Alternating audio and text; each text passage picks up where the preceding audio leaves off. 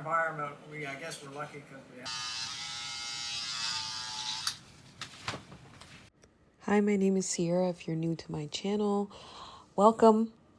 I'm a tattoo artist based in Laurel, Maryland, and today I wanted to make a video that's a little bit different, but includes me painting. I realized, and this video is like from last month, that ever since I became a tattoo artist and since I started like making things for my portfolio and my flash, I haven't actually been making as much art for myself, let alone making art in different mediums. I really did miss like painting. I feel like I got really into pen and pencil and Procreate with tattooing, but painting was honestly the first thing besides clay. And I say clay because I can't say pottery because I haven't thrown anything on a wheel yet. But like hand building or things like that are the other mediums that I really like. I think it's because painting and using clay are very like tactile for me. And you don't always get that same sensation from Procreate. And I feel like things look really cool when they're textured. And I feel like they're a bit more textured with paint and clay. So I just wanted to share a little bit of my process of making some art for fun instead of making some art for work. Later on in this video, I do still do some tattoos when I was doing some Friday the 13th tattoos for my partner and my family. But I just wanted to take this time to really say, don't give up on your hobbies. I think that when I first started tattooing, well, actually, let me go back before that. First, I started drawing all the time, and I was asking all of my tattoo artists a million questions like, which programs do you use? What machine do you use? What needles do you use? And honestly, I probably was annoying some of them because they were probably like, why are you asking all of these questions? You're supposed to be getting a tattoo. And maybe some of them were just like, oh, maybe they just want to know what I'm using just because, not because they're actually going to use this information later. But over time, I feel like I grew more and more interested in learning how to tattoo. And initially, I actually got a tattoo kit for my girlfriend because she's also an amazing artist.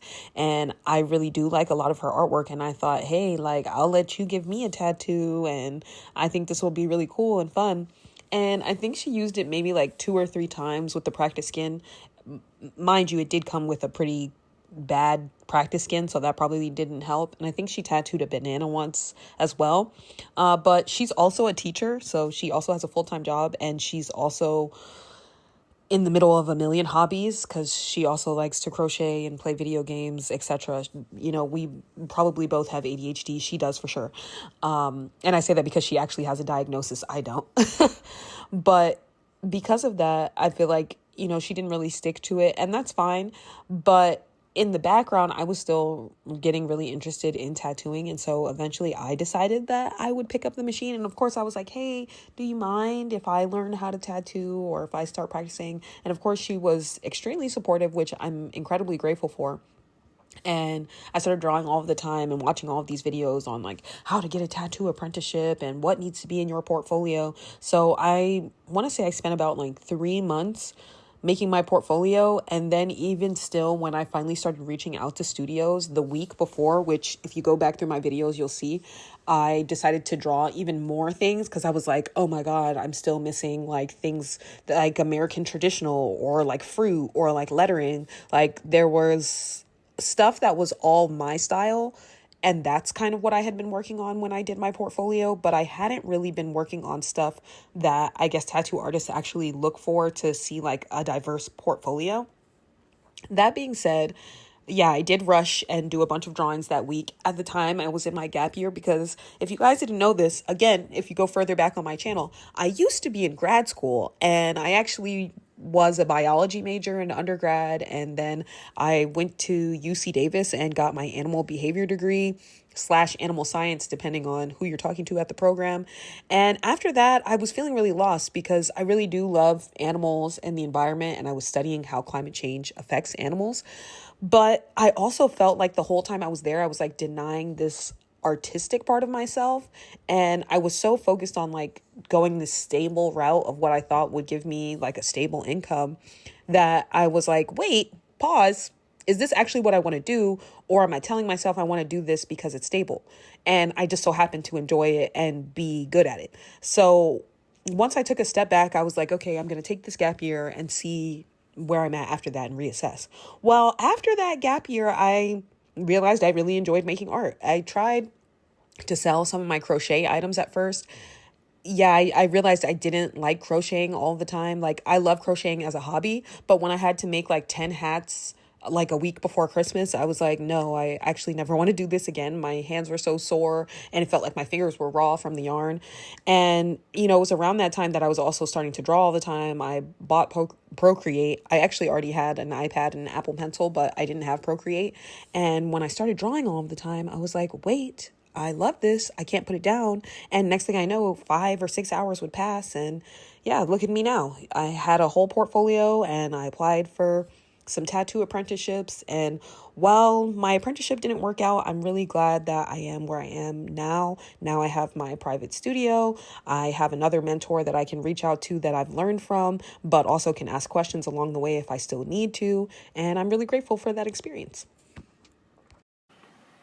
Throw in some math symbols in there. I just realized this kind of looks like my name. My name is Sierra. And I was like, wait, why does this look like this could be a S-I-E? Is this made up?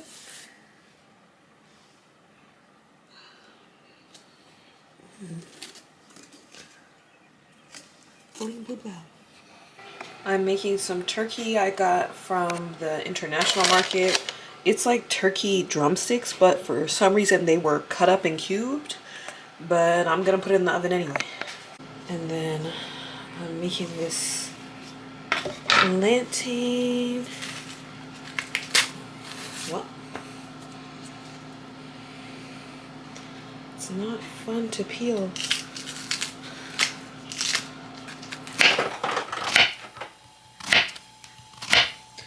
I'm just gonna fry these up in a little bit of oil with some salt and pepper.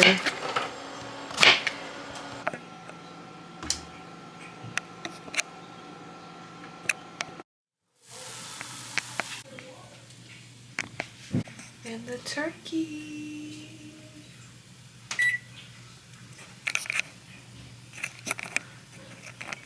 There's also some guac for the plantain. So, plantain. Here's the stencil. Hold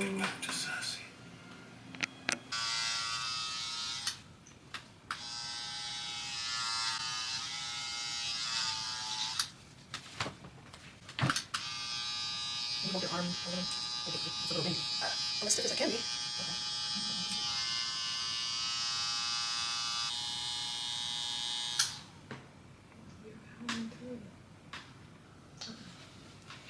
Tubi has movies occasionally with some really I'm a tomato. You a mater. It's a tomato. Tomatin.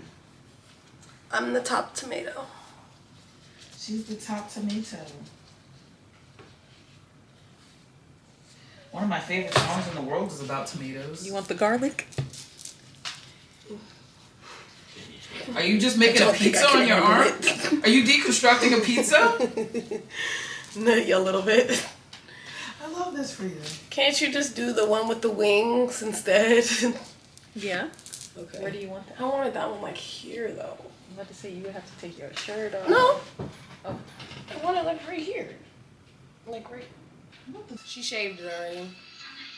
That shitty bald. Just kidding, we're grown. Yeah, like that. Okay. Where do you want it? Oh, like close to the middle as you can. Yeah. Yeah. Is this when they're at the summer camp? No, it's Friday the 13th. So they're not at a summer camp? I think they're at an abandoned camp. Remember, they're They're workers, right? Or they're not campers. They're camp counselors. Yeah, that's what I thought, but I wasn't sure if that was a difference. Yeah, like that. Let me do your arm. Suspenseful theme. These are the tattoos I've done. Starting with the tomato and the mushroom. Now we're about to do this one. Keep it alone. Never come back again. Shut up. It's got a death curse.